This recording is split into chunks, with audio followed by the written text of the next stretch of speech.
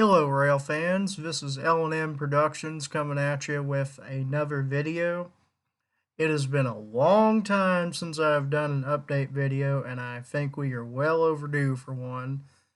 And I apologize for being out so long because I have had several personal issues to take care of that needed to be sorted first. And anyway, I will show you all some of the adventures that I've had between where are we at currently? December 3rd to March when I put up the last video. So right now we are at Kings Mountain, Kentucky, which is just a few miles south of Danville.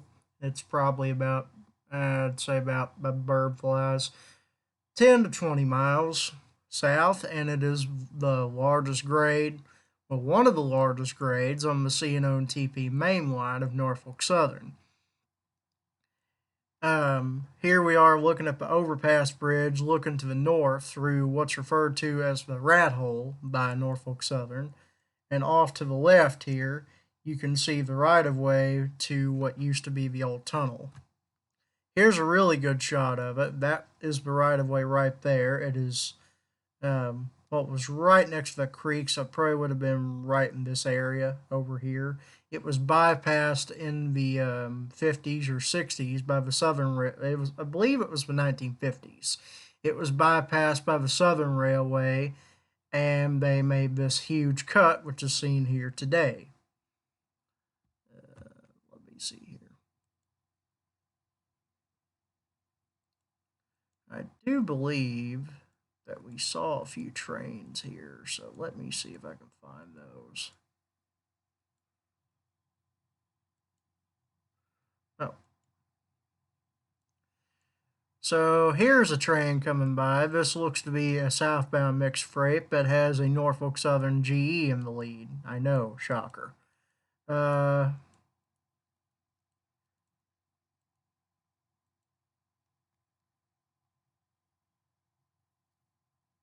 Oh, well, never mind. We've got a video to look at. Oh, this is not from that. This is from something else. So we did that back in, I think it was March, and that consisted of me, the Country Rail fan, and another good friend of mine named Christian. Um, so we did this, and then let's see here. Caught a few. Oh, here's a train we shot at. It was very cold that day, hence why we had such a wind. There's a Country Rail fan right there. This looks to be a big rock train working its way south over the grade.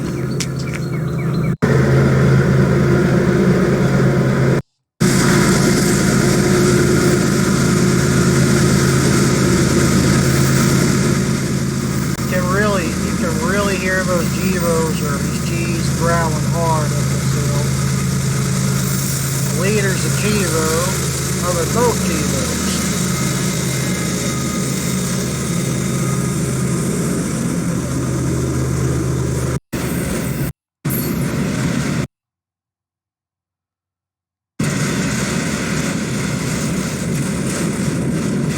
Judging by the cars, I'm guessing this may have been possibly maybe 223 or 224 off the Old Street. It's hard to tell.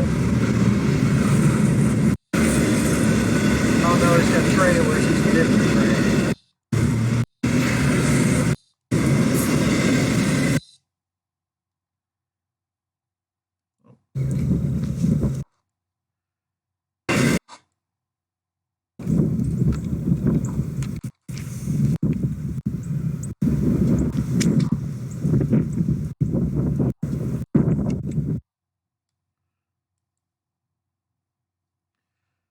Let me see.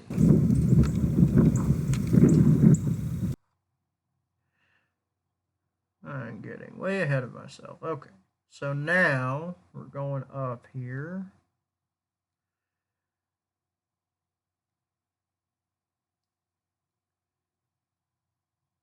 So some more trains we saw in March. Let me see here.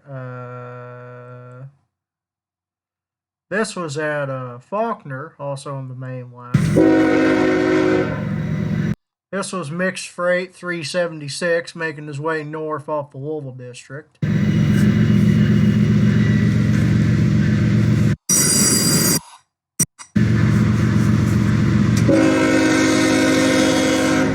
His consist that day appears to be a 8104, a Norfolk Southern ES44AC,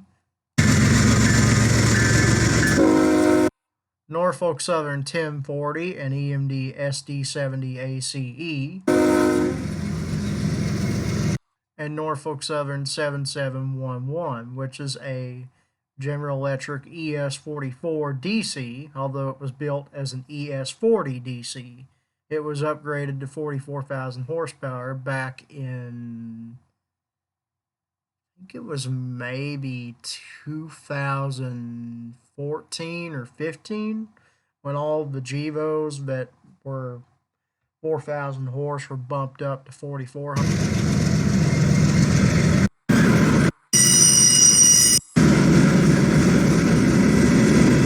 He had a few goodies on him that day, such as this old Chicago Northwestern hopper, this old Conrail coil car,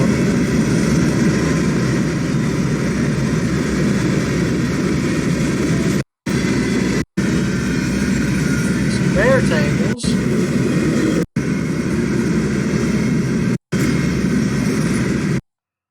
some KCS, also some KCS cars. There's some BN patch in motors. Rail cars.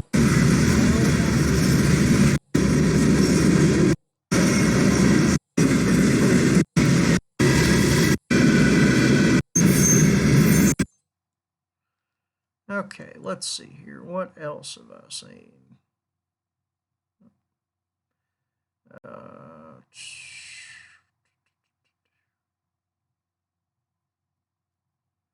I have no idea what these photos were. Just random photos, it looks like. Some stuff on the Louisville District. Oh, here's an interesting picture. This is when myself and the Country Rail fam were up at Madison, Indiana, recreating a few shots. This is looking on one of the old road bridges that used to cross over from the main road here and went across the track here to the right, and it went back to the old state hospital, which has since been turned, I believe half of it's a women's penitentiary and the other half of it is abandoned. But back in the day, you could see steam trains going up this grade here. I believe it was and still is the steepest standard gauge railroad grade in North America. Here's a few pictures of the track kind of bending because the ballast is washing out because it's on a hill.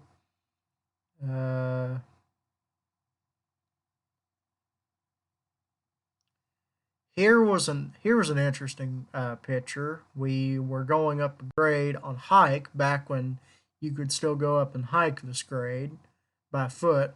We found what used to be an old water tank, which according to what the Country Rail fan has told me, when trains were traversing the grade back in the steam days, they used so much water that they had to stop halfway up the grade, and they would get water from basically this pit here. Some more pictures of the track, and honestly, it's really deplorable state. There were some of the main cuts. This was a picture that I recreated that I saw of in this exact spot.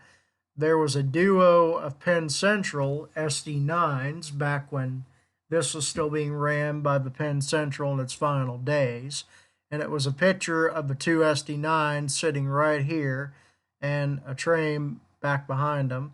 This old spur off to the right is the or what used to be the old maintenance spur, but went back off to the right, off to the left here to the power plant that sits on the river. And from what I understand, it's rare. Very rarely used, hence why it's so grown over.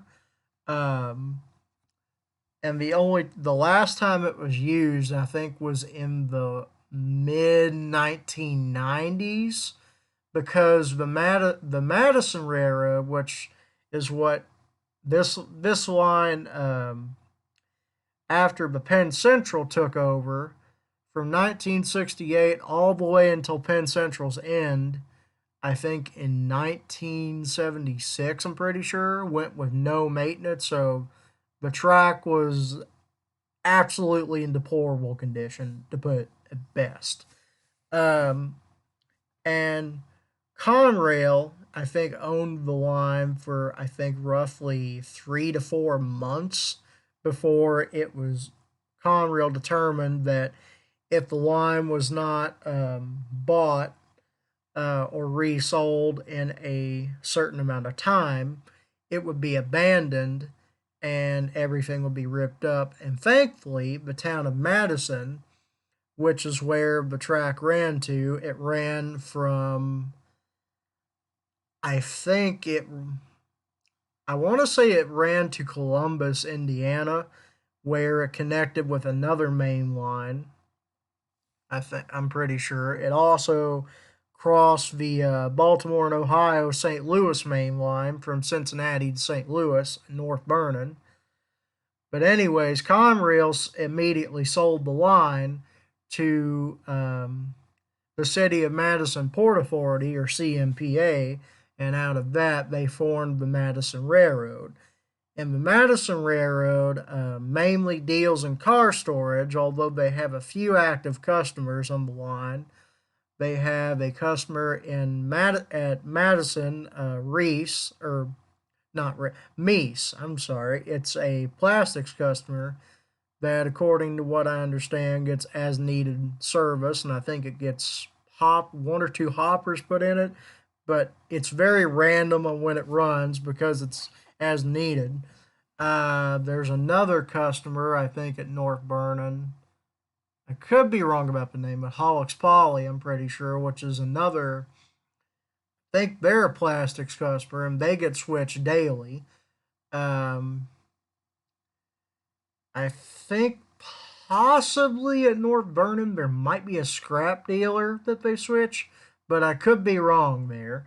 Um, but the Madison Railroad in itself is a pretty interesting railroad. They roster, I think, two or three, no, two. No, I take that back. I was right. They roster three EMD repowered Baldwins. They roster a former NASA SW 1500. They roster a former Precision National Southern Pacific GP10. And they did at one time roster an SW8, but it's been in long term storage.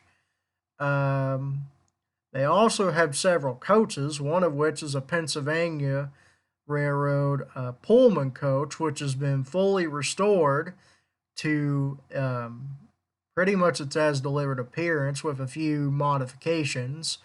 But it's got Madison Railroad lettering on the side of it, and it's occasionally used on special occasions, like when they run their Santa train, or they used to run their Santa train, and I guess whenever they do fan trips or they do special OCS style trips and stuff like that, they use it for that. And most recently, they got their hands on a former Iowa Pacific. I believe it's an Illinois Central coach, which is still wearing full Iowa Pacific orange and brown, because I believe it may have been used on, I'm not really sure what it was used on because I don't know much about the Iowa Pacific. But anyway, the Madison Railroad has quite an interesting history. So if you ever get the chance, you need to look them up and read them up. Here's another picture I took in Madison. This one is of the Lenoir Mansion. There's a little bit of a legend that surrounds this. Here's some more pictures of it. It is supposedly haunted, from what I understand. Here's a picture of, what is this? Oh, the North Vernon Proving Ground, which, it's not. The Jefferson Proving Ground, that's the name of it. And this was one of the I guess one of the offices where you would check in and then you go into the base, I reckon. This has since been turned into a nature preserve, or most of it has. What has not has been divided among businesses, low-income housing, and other private businesses. That section over there that has the big old fence that's barbed wire, that is the section where a lot of their unexploded ammunition is still at. And although people have been warned not to trespass over there, some people unfortunately have, although they have went missing and never returned. Here's their Davenport switcher locomotive, which one day we went up and looked at, and we had an experience with that thing that was creepy as heck, that I prefer not to discuss because it just scares me to think about it. That was when we took the side-by-side out. That was down at the river. Honestly, just getting up in the cab, that thing, and looking around, it was just creepy as heck. Like, we were just standing there and walking around, then all of a sudden one of the doors just flings open and it scares the crap out of both of us, and we just say screw it and leave. That was also the same day that we came up there, and I think it was it was this locomotive. There was some guy that was already up there, and the stupid prick stole the horn off of it, and we didn't see it in time to realize what happened before he was already gone. So, yeah. Here's some pictures of this farm. Here's some pictures at LaGrange when I attempted to do some night shots, and they didn't necessarily turn out very well. Here was an interesting car that I did not expect to see on CSX. A Patch Chicago Northwestern coal hopper. I'm a big fan of the Northwestern, and I was very happy to see those. What else we got? We saw one or two Conrail Auto Parts boxcars. This train had some interesting motive power on him, as per usual CSX. I think he had one or two. He had definitely a GEVO leading. Number 3011, which I think is a ES44AH, although I could be wrong. The trailing unit looks like a YN2 HC44, but I can't tell because it's so dark. And then we caught a slug set trailing on him. This was when we were down at Lebanon Junction, and we saw a searchlight that was in the approach position. Here's a bridge that still retained the old L&M lettering. Let's see here. Here was a picture of a auto rack that we caught going through Lebanon Junction, heading north, that had a duo CSX GEs on it. We were mainly down here that day because we were hoping to catch the R.J. Corman Alcan train, making its way back north out of Memphis Junction, but as luck would have it, it got held up in frickin' Memphis Junction because I think they had to do a bunch of yard work, and we ended up missing it that day.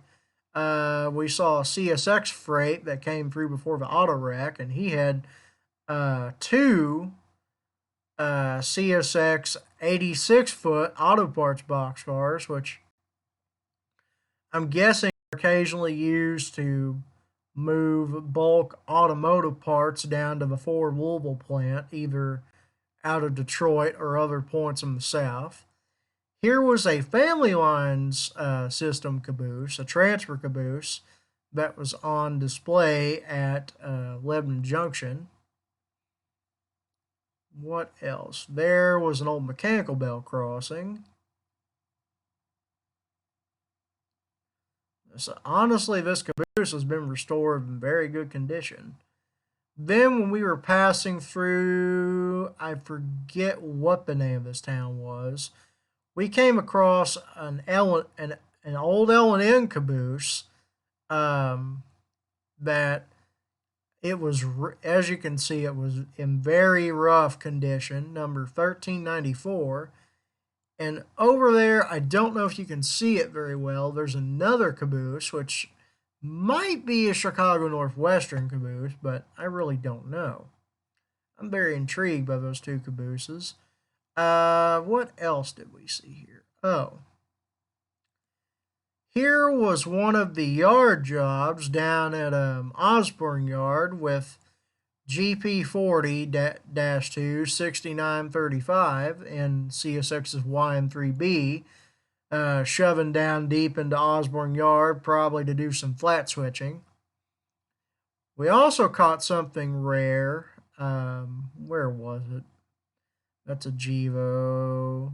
There it was, moving some maintenance equipment, which ended up going out outbound on a MOW train a few days later. Here is the Osborne hump set with Slug 1053 and CSX YM3, which is a slug that was rebuilt from a former Chesapeake and Ohio GP9 core.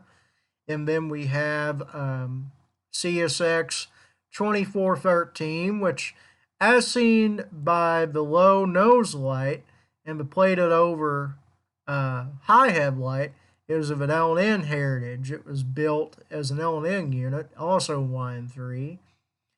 It used to be in road service, but then it was put at the Queensgate hump, and then a few years later it was sent down south to the Louisville hump at Osborne Yard, where it's been since. Let's see here. What else did I see? I thought we saw one of the Tier 4 aces that day, but I could be wrong. Let me see here. Don't know if y'all can hear, but there's some pretty strong wind outside.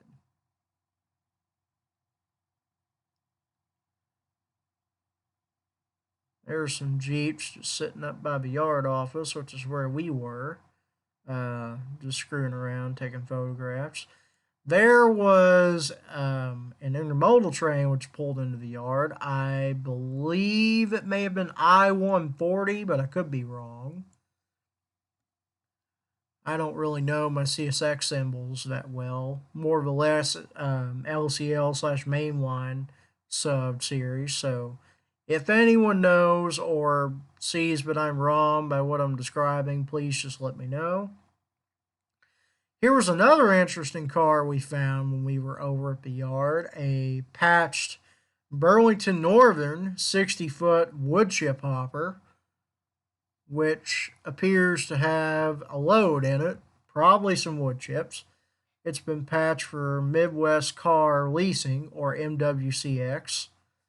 Here are some pictures we got on the Monon at various places. Let's see here. We were mainly out that day looking for L&N semaphores, not semaphore searchlights. Speaking of L&N, we found a very pleasant surprise. Well, I already knew it was there, but I hadn't seen it in person. A boxcar, which is located in Salem, Indiana, that is landlocked, very faded, but still clearly you can see that it was once painted in L&N blue, still retaining its L&N lettering despite being patched for Seaboard system. My guess is, but it was probably left there when CSX decided to abandon this portion of the Monon. Or maybe CSX just didn't use it and it was just left to rot. I'm not really sure, but anyway. There's a searchlight up at Salem. There was some poles for some semaphores. This was at, where was this at? Actually, I don't remember where that was. I know it wasn't far from Salem. Shoot. We have a country rail fan here. He could tell us all about that. Here we are. Here's an interesting spot. This is at Campbellsburg, Indiana. And this is the last remaining set of Monon semaphores with the blades still attached, mind you, that are still there and incredibly have not been vandalized or screwed around with. They've basically been untouched for a long time. Here was a snake that I found when I was over looking around. I think this was up maybe at Campbellsburg, but I could be wrong. No, this was somewhere else. Let me see. This was when myself and the Country Rail fam went to a Monon swap meet, which included Monon artifacts, model trains, magazines, all kinds of, a lot of stuff that was Monon. And they also have a layout in a replica of the Salem Depot, this being in the basement. Here we see a passenger train, meaning a freight train at Salem. This is what I suppose it would look like back in the 50s. Here are some interesting prototype paint schemes for the Monon that they designed. That is what would have been the Monon's E3A locomotive, which would have been painted a paint scheme similar to what they use for the passenger locomotives, but that never came to fruition, unfortunately, because due to Monon weight restrictions, that never came to pass because the Monon was infamous for having a lot of weight restrictions on their bridges and stuff, so they couldn't order their E-units. Here were some other prototype paint schemes that I guess were for their E and Fs. But instead of buying the E units, they ended up going with EMD F3As and later some F7As. Let me see here. Here was a picture. I think this was taken. Yeah, it was. This was Lafayette. This was the largest yard in the entire system on the Monon. And unfortunately, all of this is gone today. It was ripped up during the CSX years. Here was a picture that I took that was looking around back at basically the staging layout. We can see there's all kinds of stuff. There's a RS, I think that's an RS2, maybe an RS3, some F units, some more coaches, some cabooses, crane.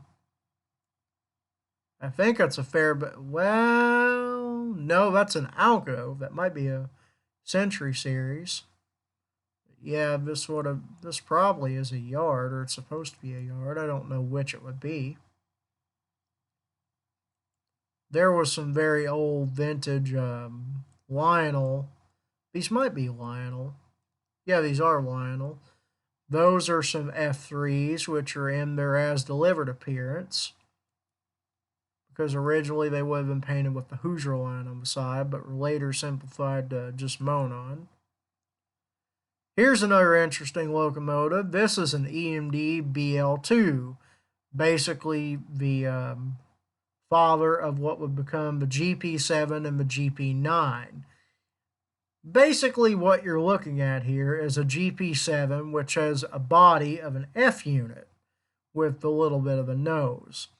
Unfortunately, these things are not very successful. They only went to a handful of railroads. I know that I think the Bangor and Aerostork, Boston, Maine, Chesapeake and Ohio, Pierre Marquette, Monon. I'm pretty sure that was all that bought them. There was only like 5 or 6 buyers, and they were in very small numbers.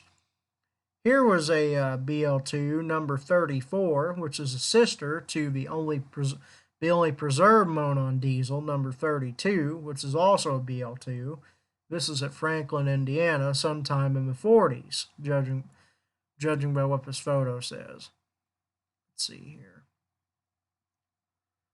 Just some more pictures taken up here.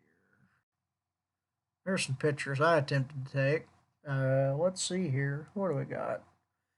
Here's a train I got down at Salt River Road crossing, eastbound manifest with a C6M and one of the Norfolk Southern rebuilds, an AC-44 C6M, which is basically a -9. It can either be a C40 or it can either be a standard cab or a wide cab that has a cab that was upgraded to similar specs of a Gevo and was bumped up to 4,400 horsepower, essentially making it like a rebuilt AC 4400. Then I think that's an SD70 Ace. Then I think that's a -9 in the back, but I could be wrong. Let's see here. What else have we got? There was when I caught a surprise Union Pacific engine trailing. I think maybe, yeah, it was just one. It ended up being a Gevo. It wasn't really anything special, but I'm still happy I caught it because we rarely get any foreign power on the Louisville district anymore, and when we do, it usually comes through at times when I can't see it. What all else do we have here? Here's a train that I saw when I was out downtown doing some rail fanning in Lawrenceburg. There were some Malhoppers that were sitting in the yard that I got a picture of. There was the Lawrenceburg Rail Trail, which I plan to do a video on that in the upcoming future. Let's see here. What all else have I done? On up here. Some more pictures down at Salt River. Oh, yeah, I remember this day very well. This was when I got up to go down to the crossing very early in the morning because I received word that there was going to be a military train making its way west over the Louisville district, and it would have foreign power leading with a duo of a KCS AC 4400 and the Union Pacific SD70 Ace. This train, I believe, was 089, I'm pretty sure. I believe it was going either to Fort Campbell or Fort Knox. I think it was going to Fort Campbell. This was when I went out on the Derby train chase, I'm pretty sure. This was the day prior when we were just up at Lexington screwing around, me and the Country Rail fan. Here we are at Midway on Derby Day. Let's see here. Here are the OCS units pulling into town.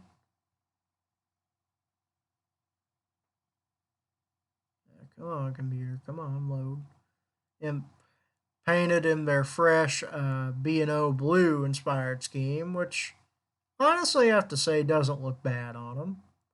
I'm not a fan of it, but I don't hate it either. I personally think they look better in YM3 in my opinion, but that's just me. Pulling a rake of coaches and matching colors. One of the CS6 guys just sitting there looking at me like, what the heck is this guy doing? Let's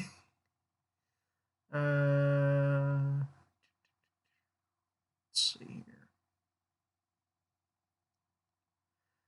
Here was another picture I took up at, this was just north well, it was very close to Baghdad, Kentucky. This was a cut that we saw, and I got on top of this bridge to get it. I plan to do this shot again next year, because that turned out to be a pretty good shot. The only difference that I'll do it with a better lens, because honestly, the lens I have is not really that good. Here we are set up at, I believe this is Anchorage, Kentucky. And there's another rail fan that I'm friends with, Mr. Mike Walker. Got that over there. Then we saw it coming through here. Where is that picture? Oh, here it is. This picture is quite significant because while this may look just like an ordinary guy, that is actually a very important person regarding CSX. That is Jim Foote. So I can say I've actually seen Jim Foote in person.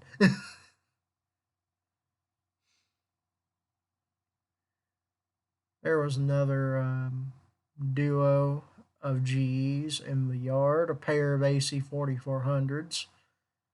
Here was the train coming into Louisville. We were so distracted by the AC 4400s, we forgot the Derby train was coming in.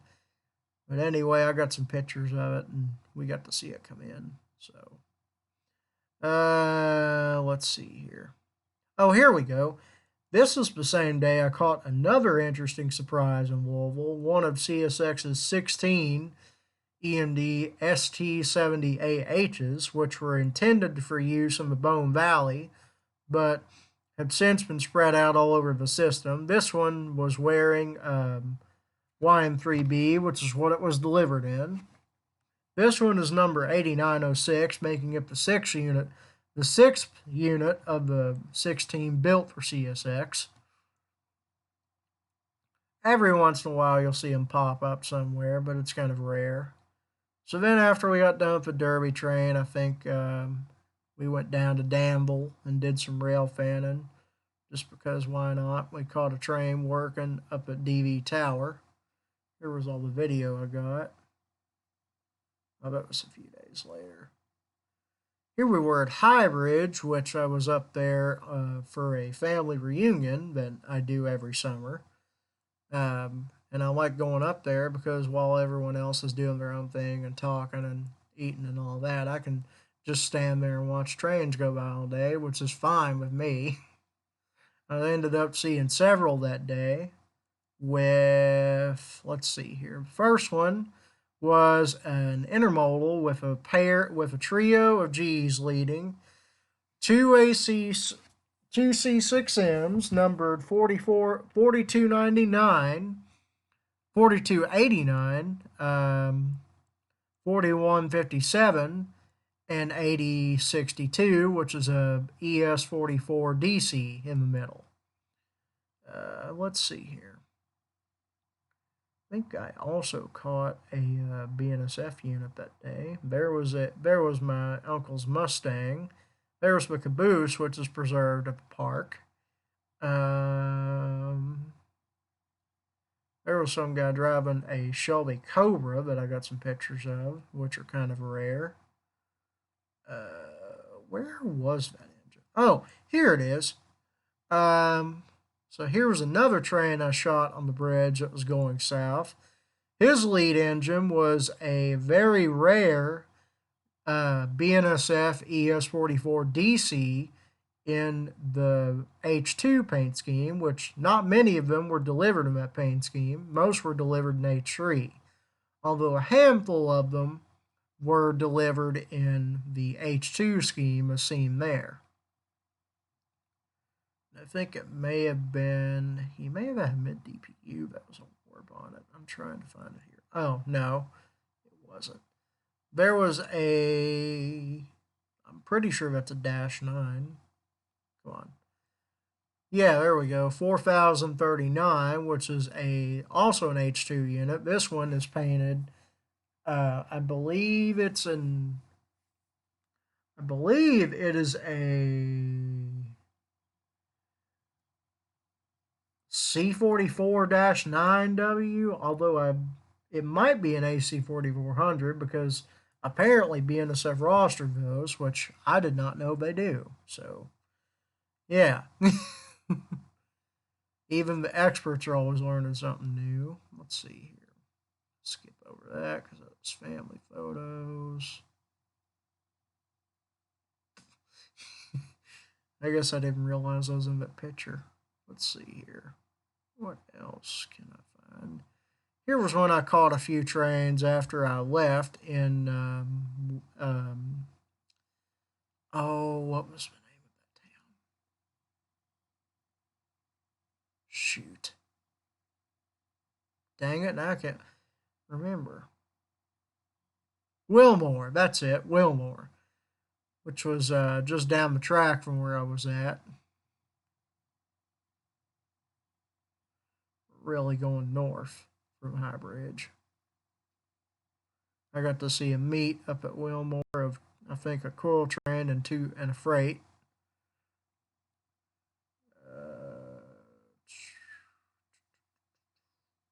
Coil train was very short. He must have been like only 40 or 50 cars. I believe it was 376, although I could be wrong. Okay, let's see here. Here I was at Danville. I got a shot of some trains here. There's a freight coming up to Perryville Street, probably to fuel up and then head on north.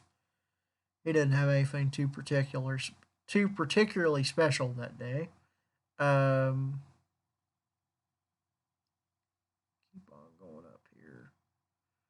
Just looking. But anyway, I had really been. I'm sorry I took leave for so long with my Fallen Flags of America series and really just doing anything but the occasional rail fanning videos. I just have been going through a lot of issues that I had to get through, and I've been working a lot. And just things have got really busy for me, so I apologize that I haven't made a video in 8 months. Don't think I've discontinued the series because I haven't. I fully intend to do another video. I just at the time I didn't really have anything that I thought was worth covering that I hadn't already covered before, and I just didn't want to run over a dead horse. Sorry to cut that off there, cut that short, but we caught a rare surprise one day at Danville with a Blackface -9 number 9703, which is one of a handful left in Thoroughbred, which is my favorite paint scheme on NS. But anyway, I intend to make another video, and also I am going to start another series that will be called Trainiacs Tuesday, which will basically mean I will be going over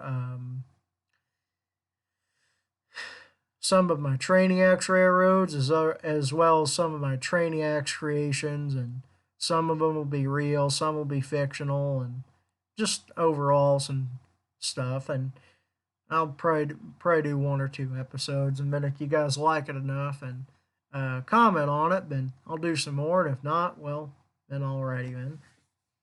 Here I was in Nicholasville when I went to go look at a possible dog that I was going to get, but that didn't really work out, so I decided to stop by there at Nicholasville and see if I could catch anything, but of course I didn't. There's another occasion where I was out on the Louisville District, and I caught another duo foreign power on intermodal train, that being a BNSF, believe, yeah, that's a GEVO. And then the BNSF engine was also a GEVO. The leader was a Thoroughbred -9. I was very impressed by that lash up.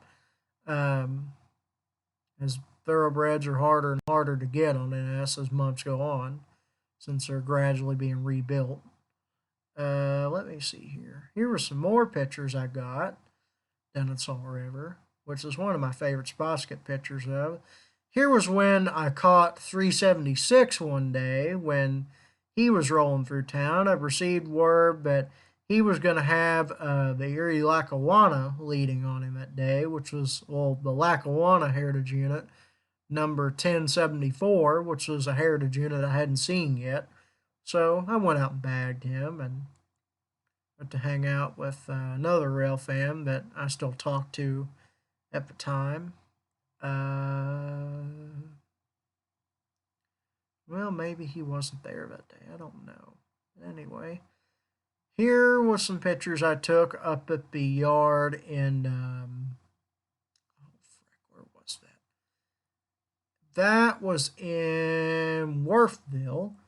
Here was a very interesting car I did not expect to see. A coil shield car, still visibly where you could read C&O on it, which is very rare for CSX, and I just happened to look over and see it, so I got some pictures of it.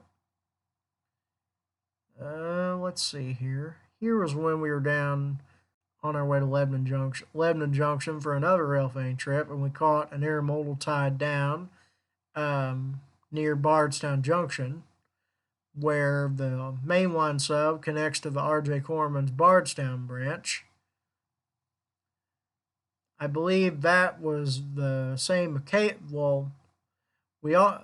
The Country Rail Fan also have recently purchased a semaphore from the Monon swap meet I told you we went to, and he took it with him that day so I could get some publicity photos of it. Here we were at a place called Coral Ridge along the mainline sub, heading toward Louisville. Here we see an auto rack inbound with 2 Gs leading. There's some airplane pictures I took. Let's see here. Here was another southbound we saw coming after the rack train passed. He was a mixed freight. He had 2 G. I think he had a G in the front, then one in the middle. Here we were back in Louisville. And this is a very interesting unit. This is the only MP15 on CSX that I have ever known of to be designated as a Spirit unit. I just think that's kind of funny, given how small it is. But nonetheless, I guess Spirit units are cool. Here we were at LaGrange, Kentucky one night when we were waiting for a train. This ended up being a very late night rack train, which had a single GEVO leading a long train of racks. This was when myself and Country Rail Fan went up to North Vernon, Indiana, so that we could see CSX 4419, which was, I believe, is one of 2 Jeeps that is still wearing CSX YN2, and I'd never seen a YN2 engine on CSX apart from an AC 4400, so I was very excited to get that catch. There was the Madison Railroad's Pullman coach I had discussed when I was talking about the Madison branch. Here it was sitting outside. I reckon they were either doing some work to it or they were gonna use it for something. Here was some interesting cars that I saw. I saw a lot of these up in storage up there, and I did not know what these were until very recently. Apparently, these are a special type of flat car that CSX has been acquiring recently that are going to be used to haul aluminum slabs, molten aluminum. Well, not molten, but very hot aluminum slabs. Here's a picture I got when I got on top of some TTX TOFC cars, some front runners.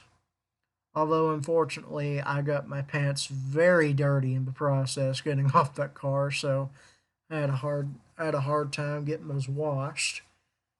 We had also visited Roundhouse, I believe, that day, or I don't really know what. Oh, I know what we were doing. We were just outside screwing around, getting some photos of some engines that we brought with us, and Drew and I took ours at the country. Yeah, his name was Drew. We took some stuff out. We got some very nice pictures of some stuff he had. Here we see his Athearn Genesis Clinchfield SD45-2, number 3608. This model, I would kill to have one of these, but they're really expensive, and I think he got one for a pretty good deal. What else do I have here that I show you. Let me see. Here was his Monon F unit, which is actually on the chassis of a, well, the body is actually sitting on a Great Northern F unit, hence why it has mismatched colored trucks. That's why the trucks are gray instead of black, like they should be. Here was one of my most recent acquisitions in the form of a CSX C40-8W, number 7618.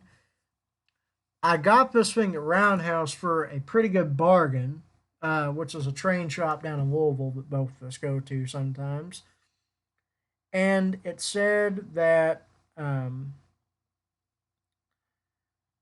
it had DCC and sound in it, and it was only like for $90 or something. And I was like, heck yeah! So I bought the thing.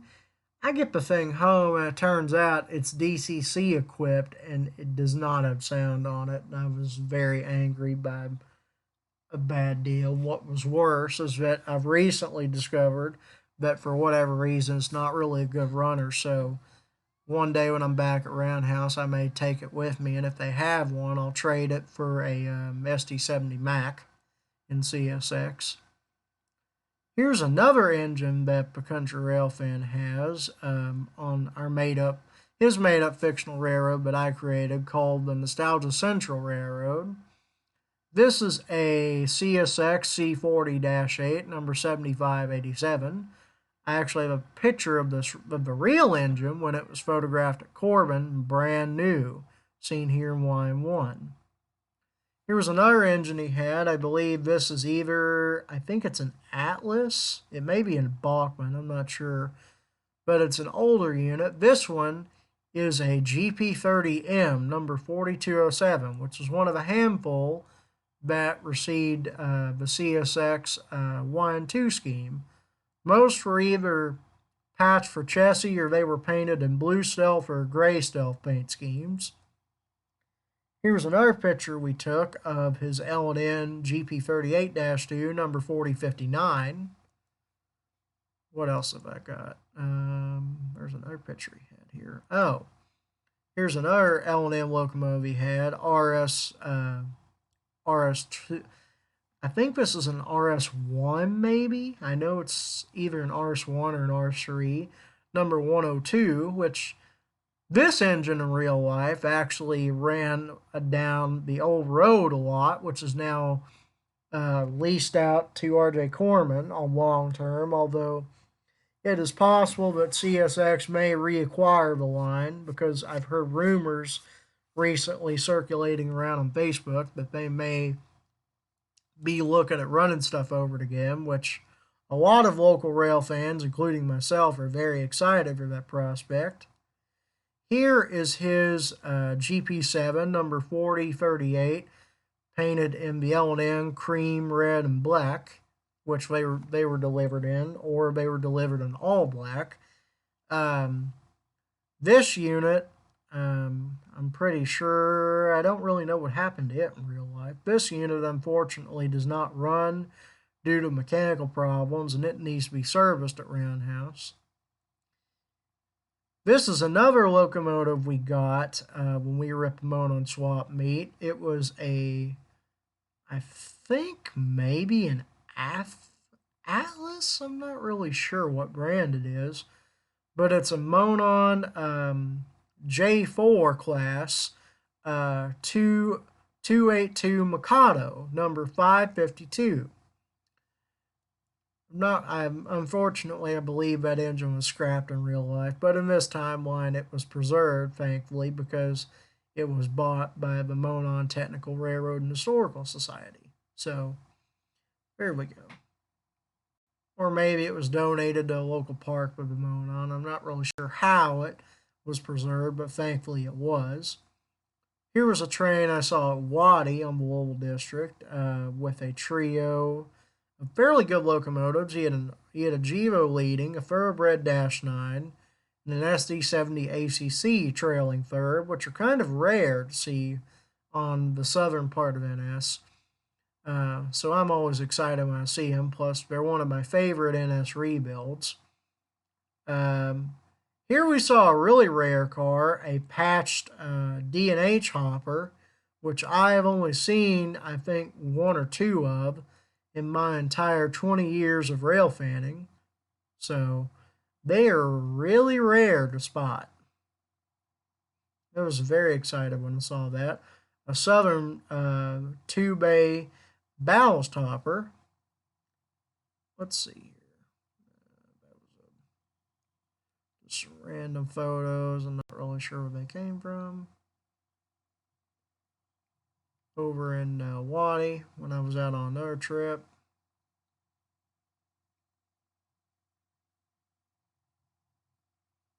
Let's see here. This is when I was over at the park. I think I was hanging out with one of my friends and I just took some bird pictures.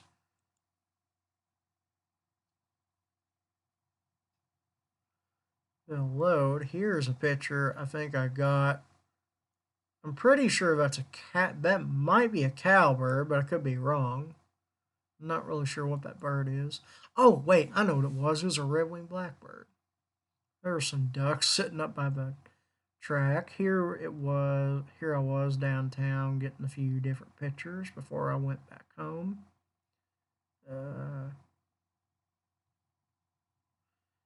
This is when we were all decked out for spring or summer. Now we get into August. This is when I was out doing another rail fanning trip that had me downtown, where I was out to see a train which potentially had some rare engines leading. And while this was not what I was out to see, I was very happy nonetheless because I ended up seeing a very old Union Pacific AC 4400 leading with a beautiful K3 LA horn. The second unit trailing is I was very much foaming over it because it's also an AC 44, but it's of Chicago Northwestern heritage. Then we have Norfolk Southern 81, 8103. No, I think forget which number it is, but it's the Norfolk Southern heritage unit, and no, not the Norfolk Southern Railroad Corporation, a different Norfolk Southern. That was the Norfolk Southern Railway heritage unit. 81. What is it? It says 8104 maybe. Then it had a Gevo trailing. Not really anything too interesting on this train as far as cars go. Then after he went by, I ended up seeing a local job T19, which had a former Southern Railway SD40-2 leading with an Admiral cab since it had been rebuilt.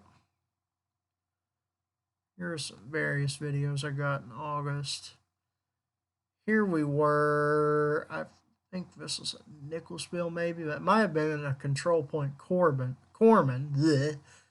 Here we were down at Lebanon Junction where I got some pictures of some trains that went by. Me and my country rail fan were out on another trip. Here we were at Faulkner where I got a picture of a freshly repainted Ace, or it may have been cleaned. I'm not really sure which.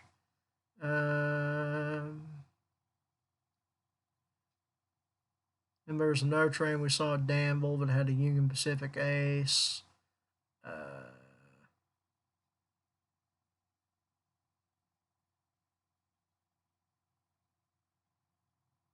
Random stuff I was doing. More Union Pacific engines. There I was down at a trestle. I forget where it was, but it was somewhere in the south. I think, what was the name of it? I can't remember the name of that trestle, but it was a big one, pretty close to freaking. Oh, where's the name? Here are some more pictures we got of NS. This was at, Oh crap, where was it? It was at...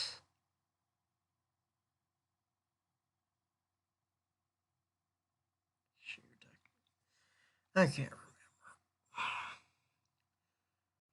But we ended up getting, well, I ended up getting extremely lucky that day because by sheer luck, I think I ended up seeing a fake bonnet go by on one of the trains. And I went absolutely ballistic when I saw that because we were just sitting there because it was raining off and on that day, a typical summer afternoon. And we were trying to get some, we were getting some trains right before a huge storm rolled in. And then that thing just came by, and we all just were staring at it like, whoa, what? How? Where was it? I'm trying to find it here.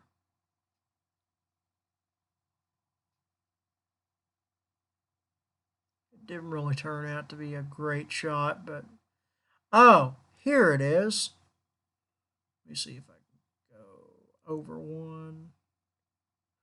There it is. You can just barely see it right there, but number 4701. That was a fake bonnet, which I caught by sheer accident. But I was very happy that day that I got to see a fake bonnet because it's not every day you see those, especially in NS. Um, there was some more trains we saw. Let's see here. This was at Palm, another control point in the south. Here was another one of my favorite heritage units, an NS 1073, the Penn Central heritage unit, which is actually looking pretty typical with its chip paint and all around the cab. I honestly think that looks really fitting for this unit. It gives it some Penn Central character, in my opinion. I was half tempted to get up on the freaking cab of the unit and just get a picture of me standing there on it, but I didn't because I didn't want to get in trouble. But I did walk all the way down there to the siding where it was parked at and got some pictures of it, so it turned out pretty nice.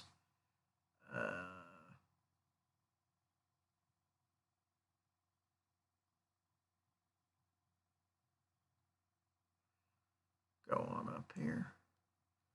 Here we were again up at Milton when I was staying up there, and we caught, shoot, one of the guys out farming there. Then we were, I think, over at Wharfville doing some rail fanning the night before we went up to the house, and we came back out that night because we got word there was a train coming that had a Dash 8 on it, so we went out to see that. And we were very fortunate in the fact we actually got to see it. Here we were, I think this was on Saturday morning when we got to see local turn job J780, which is now referred to as L422, going out to Butlerville, Indiana, to set out a few cars for the Manifest, which picks up and drops off cars for him.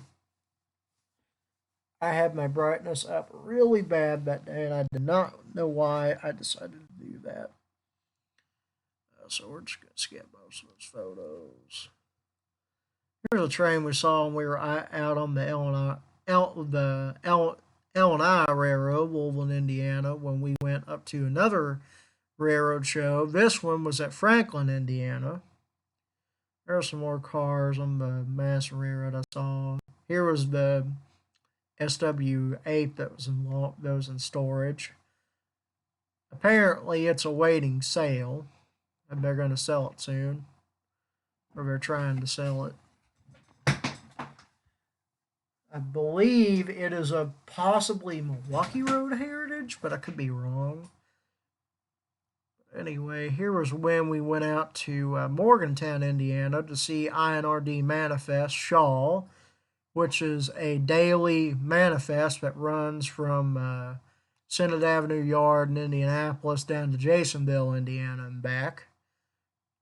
Sometimes he'll transfer power with him down to the shops in Jasonville. This is when we went out to go and rail fan the Metamora Scenic Railroad up near Metamora, Indiana, which had a New York Central caboose, an Erie caboose, um, a few Rock Island coaches, and I think it was a 70 tonner. I could be wrong. Oh, it's just a single Rock Island coach. Well, I didn't know that. And then we waited after that train came by, and then went back to see um, the real train we were actually at to see, which was the I forget what that thing was called. It may have been the Metamora Flyer. It was something Flyer. I can't remember, but it had um, Milwaukee Road number 4. What was the number of that engine? Oh, 532 leading, which is the only preserved Milwaukee Road SD10 in existence. So I got to see that.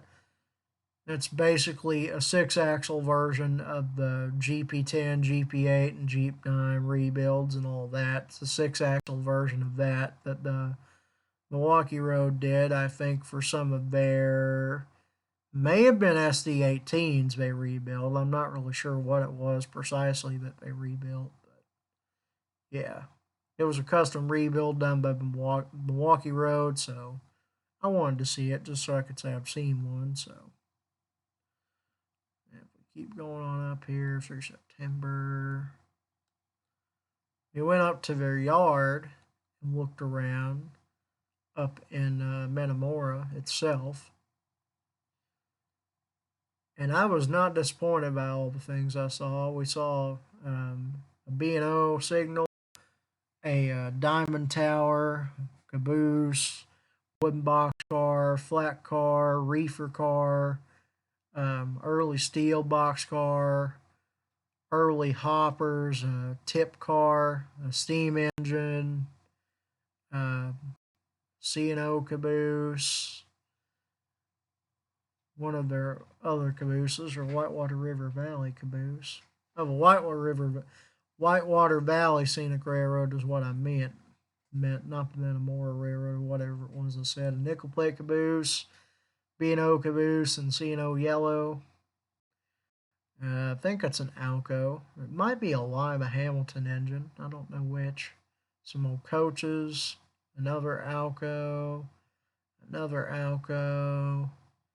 some heavyweights, an REA boxcar, which I did not know any of those are preserved, a heavyweight baggage, a ballast car. This thing, which I was extremely happy to see, being a CSX cupola caboose in the blue stealth paint scheme, and I did not ever think I would ever see anything in this paint scheme in my life, so I was really excited to get to see this. So, yeah, you can only imagine as a CSX certified foamer how really happy I was I got to see that. And here was one of their locomotives, New York Central 9339, which is an Alco, I believe it's an S2. And then we also got to we didn't think we'd get to see it, but we actually got to see the other New York Central engine they have, which is Whitewater Valley Scenic Railroad number 25, which as you can see by the paint is also New York Central heritage and is a Lima Hamilton. I think it's an LS 1000. I'm pretty sure. And it's one of the few that are preserved. The only problem is that they used to run it quite a bit, but they don't really run it much anymore because of the fact that it's very difficult to find parts for. There's not many Lima Hamilton locomotives are built compared to EMD and GE and Alco. There was some more pictures I took when I went out on the rail trail down to a bridge. There There were some more pictures at Salt River. This is when T19 got some rare power put on him in the form of Norfolk Southern 7109, which is an EMD GP60, still wearing thoroughbred paint. I was really excited to get to see this train. So yeah. Then last month we went out on the French Lick Scenic Railroad and got to see some of their operations, as well as look around the French Lick and West Baden Resort hotels. So yeah, we had a lot of fun doing that.